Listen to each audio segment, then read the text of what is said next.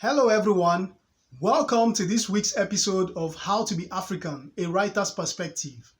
My name is Anthony Ukwa, your host. How to Be African is a web series inspired by Idika Series, and this week's episode is titled African Proverbs. Stay with us.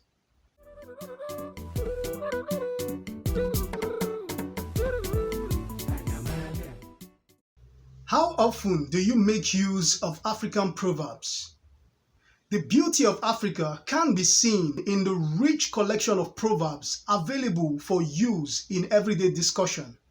These are powerful rhetorics forged by wise men, and more are still being produced. Let us listen to a few.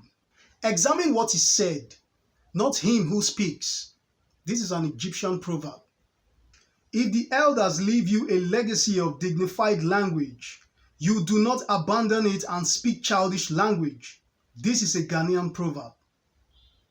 Where you will sit when you are old shows where you stood in youth.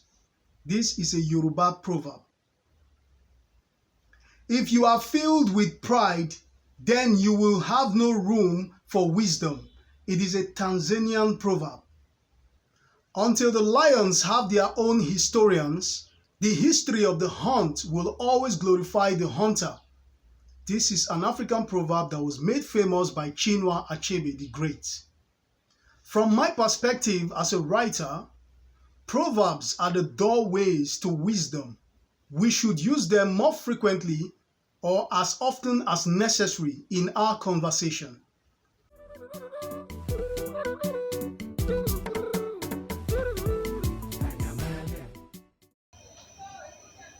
Your coming is like a pregnant woman about to give birth to twins, Mangwani said.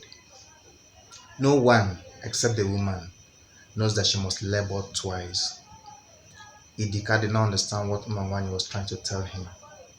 He fell silent and watched her take her time breaking the egusi.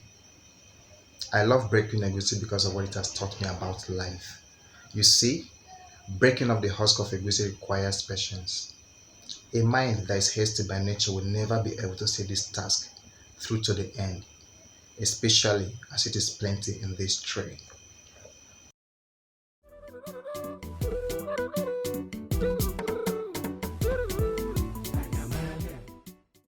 And we have come to the end of yet another interesting episode of How to Be African, a Writer's Perspective.